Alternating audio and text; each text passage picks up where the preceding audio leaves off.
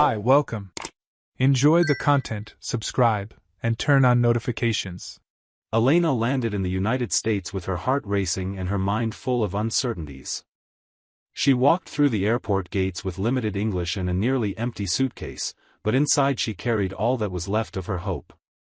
She didn't know anyone, not even the neighborhood she was supposed to go to, only an address scribbled on a piece of paper.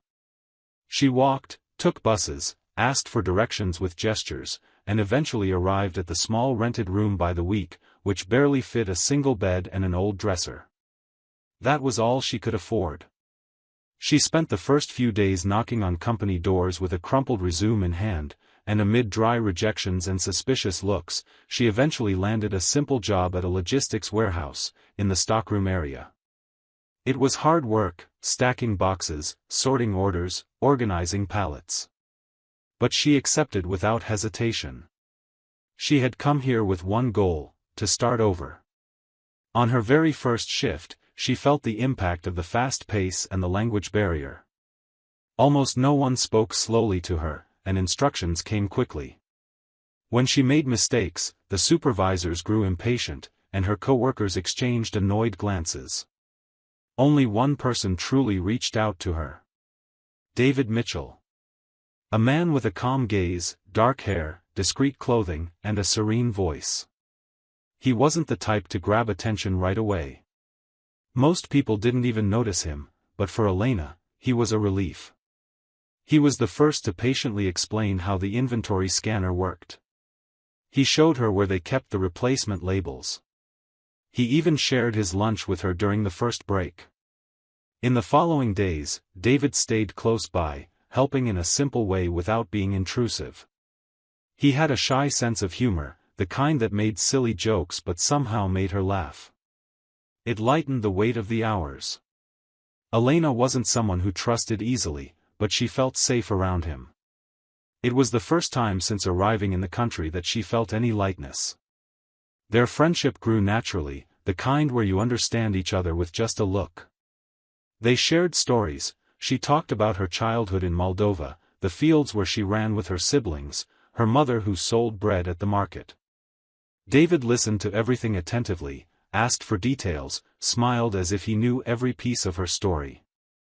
He told her that he had lived alone for years, that he had once been engaged, but life had taken different turns. He was the kind of man who gave himself slowly but fully when he trusted. The days turned into weeks. David started waiting for her at the bus stop, bringing an extra coffee. She reciprocated with simple cakes she baked at night, sharing them with him during breaks. When they began spending time together outside of work, the connection between them became even more evident. They walked through the park, went grocery shopping together, and although nothing had been said, they already acted like a couple. At one point, Elena was the one who took the initiative to define what she felt. She wanted to build something with him, she wanted stability. And more than that, there was a strong reason to speed up this bond: her immigration status. She feared being deported if she lost her job or if the rules changed. So she spoke to him honestly. She told him she loved him but also needed security. David fell silent for a moment. Then he held her hand and replied that if there was one thing he could offer her, it was exactly that. Stability, affection, and a home. The wedding took place at the city courthouse, without big celebrations or guests. Just the two of them and two witnesses provided by the office. Elena wore a simple dress, her eyes shining. David wore a light-colored shirt and that smile that made her feel at home. After the ceremony, they ate burgers at the corner diner and went back together to the small apartment he had rented for years. For the first time, she had a place she could call her own in the United States. And she truly believed she was building something pure and lasting. David, on the other hand, felt that life was finally giving him back the love he had waited so long for. They slept that night holding hands, with the feeling that they were starting a new chapter. Little did they know that this first step, so full of promises, hid a much deeper plan behind it. Their routine remained peaceful during the first months of marriage. David felt fulfilled, making sure to take care of the household bills, the weekly groceries, and ensuring that Elena lacked nothing. He believed this was the beginning of a life he had waited so long for. Elena, for her part, maintained the same calm and attentive smile, always with some excuse for the delays, the messages in Moldovan on her phone, or the moments when she preferred to be alone in the room. David, even noticing these small distances, avoided feeding suspicion. He thought it was just a matter of adjustment, of time for her to feel completely comfortable. He never wanted to pressure her, respected the silences, and accepted her lack of contact with her family as something cultural. Whenever he asked, she said her relationship with her relatives was distant, that she had drifted apart from them at a young age due to misunderstandings, and that keeping her distance was a conscious choice. Even with natural curiosity, David chose to trust. He told himself that her past didn't matter, that what they had was real, that daily gestures proved it. When he saw Elena carefully preparing his lunchbox or brushing her hand across his face before sleeping, he preferred to believe that this was love. What he didn't notice was how she avoided meeting his colleagues, how she dodged more personal questions, or how she never mentioned any names from her childhood.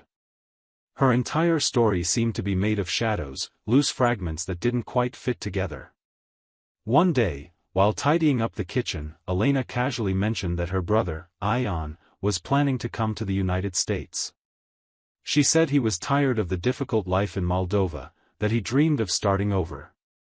David was surprised, since until then she had said she didn't maintain family ties.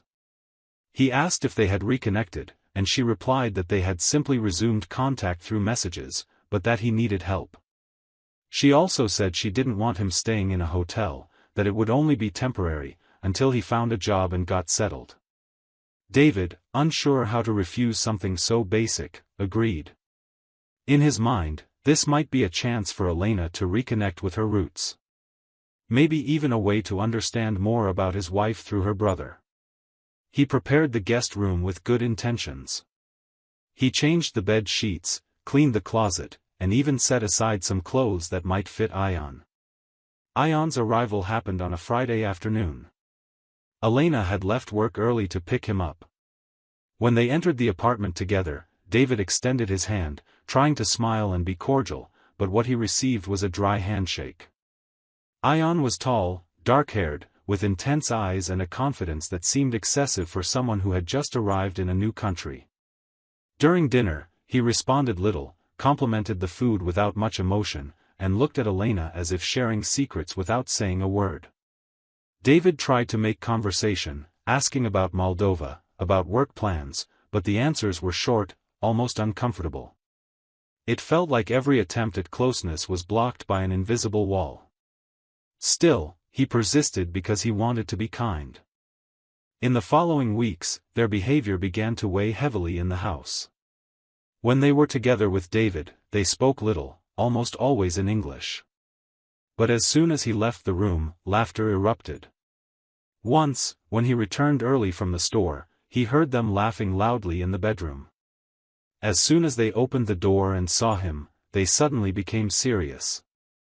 Elena said they were watching old videos from their childhood. Another time, when he arrived from work, he found Ion leaving the bathroom in a towel and Elena inside the bedroom with the door slightly open. They pretended everything was normal, but David felt uncomfortable. This happened more than once. He started paying closer attention. Their glances lasted too long. Conversations ended as soon as he approached. Their body language was different, looser, more intimate than expected between siblings. It was as if they were two people who had reunited after a long time and regained a deep connection. One morning, David left for work with a heavy chest. He tried to convince himself that he was exaggerating, but the feeling that something was slipping through his fingers was constant. He was a rational, calm man, but he was starting to lose control of his own intuition. Something was off, and the more he tried to convince himself otherwise, the clearer it became. Doubts had already settled in, and the trust that had sustained their relationship was beginning to crack. Everything he had built, all the care, the affection, the patience, now weighed under the gaze between two people who never seemed like siblings. And although there was still no proof, David's heart already understood that this story was about to collapse. David and Elena worked at the same company but on different shifts. While he started early, she only came in during the afternoon. That morning, David woke up feeling unwell, with a heavy head and persistent nausea. Even so, he decided to go to work. He tried to ignore the discomfort, but not even the medicine helped. The production line was on pause in his mind, which was already overwhelmed by thoughts dragging on for weeks. Around noon, he requested leave from his supervisor and was let go. He didn't text Elena, who at that time was still at home getting ready for work. He just grabbed his things and left. He walked as if something was pulling him back, a premonition that made his chest tighten. He was tired of feeding suspicions, of feeling paranoid about things that might not even exist. But even as he tried to ignore it, there was something about that day that seemed to scream for him to return. And he listened. He arrived quietly. He opened the door slowly, dropped his backpack next to the couch, and went straight to the kitchen. He heard footsteps, muffled voices. He stopped at the entrance and, for a second, thought about calling her name. But something stopped him. He took a step forward. And there, in front of him, was the scene that until then had only been a suffocated suspicion. Elena, with her hands on Ion's face, was kissing him as if she no longer needed to hide anything. David's world went dark for a few seconds. Time didn't stop, but he felt as if it had frozen. His wife. The man she claimed was her brother. In the kitchen where they had dined together so many times. The sound of his breathing alerted them. Elena pulled back immediately, her face pale, her eyes wide. Ion turned to the side, as if looking for an exit. But David was there, standing, unable to look away. He asked in a hoarse voice, "Is this really what I'm seeing?" Elena tried to stammer an excuse, but her expression betrayed everything. He didn't shout. He didn't approach either. He stood there, trying to piece together something that had been broken for a long time, but only now could he see clearly. Ion, impatient, crossed his arms and made a dry comment in Moldovan, as if the situation were merely an inconvenience. Elena then took a deep breath and asked David to sit down. He laughed. He laughed at the irony.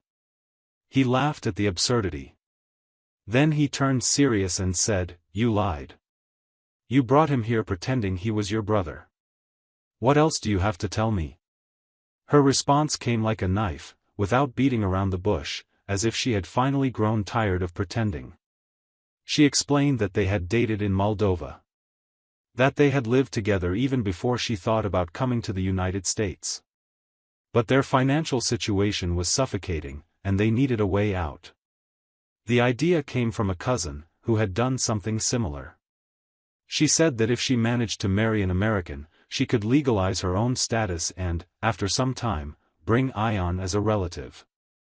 It was a risky move, but worth a try. They chose a state where they knew immigration controls were more lenient. She said all of this without tears, as if she had bid farewell to remorse long ago.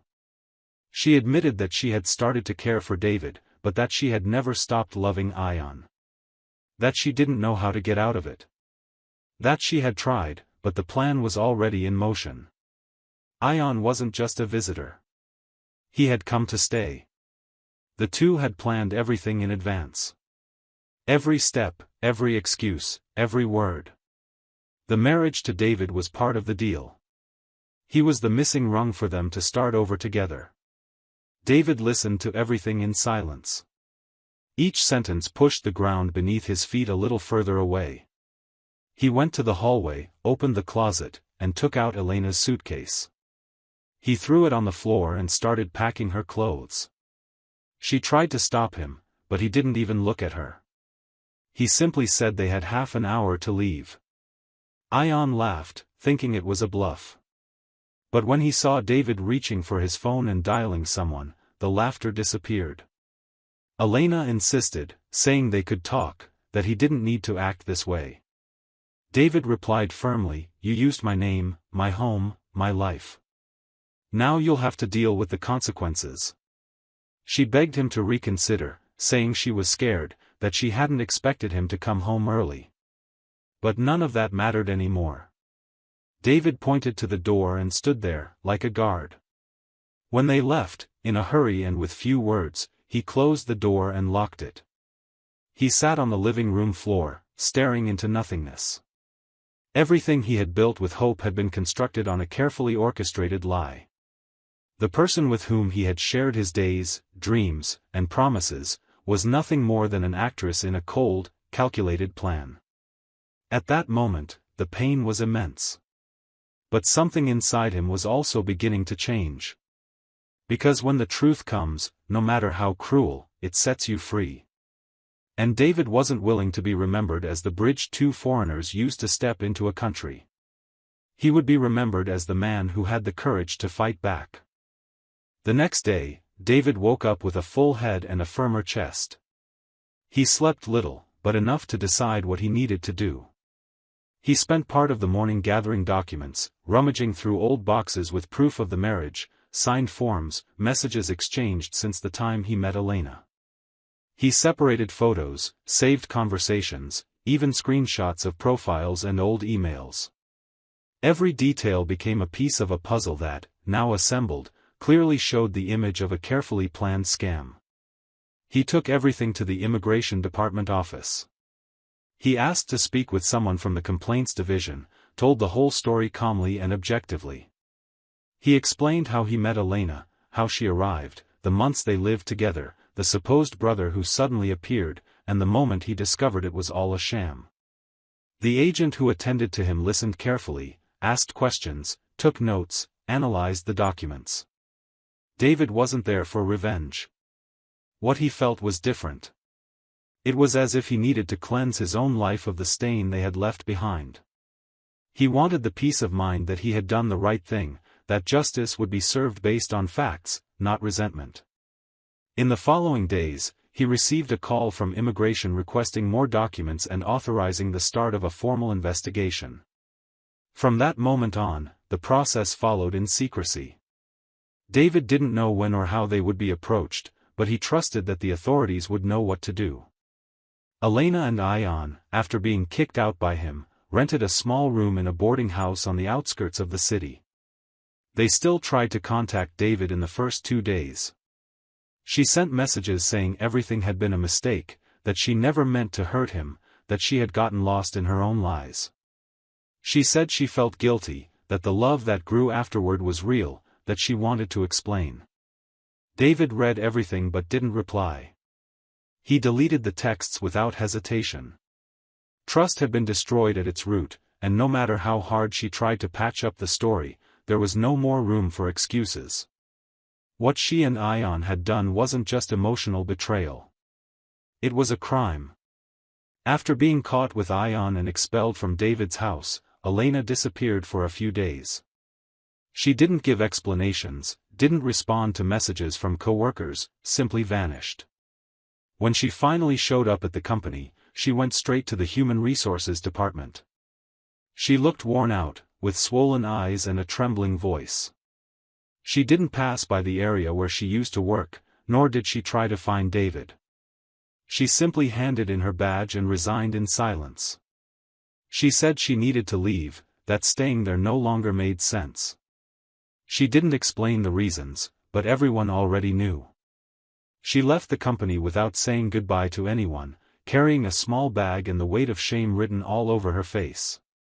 Less than 2 weeks after the report, Elena and Ion were surprised by 2 federal agents outside the boarding house where they were staying.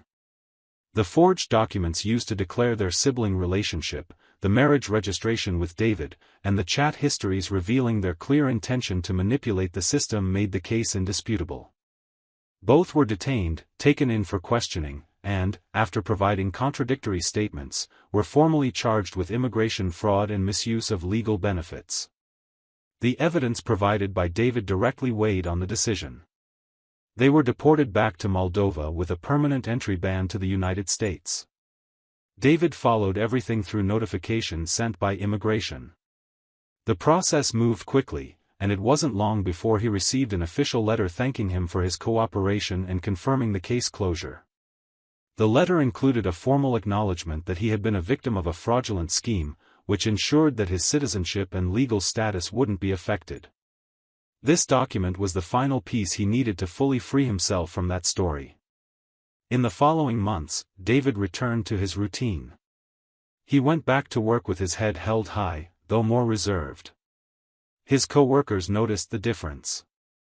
He, who used to be the first to strike up a conversation during breaks, now preferred silence.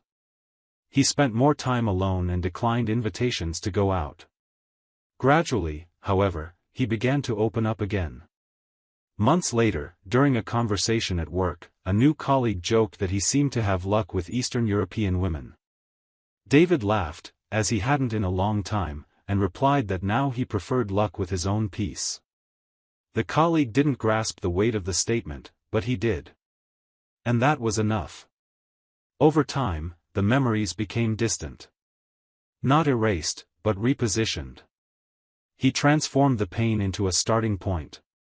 And he never again allowed himself to be treated as disposable.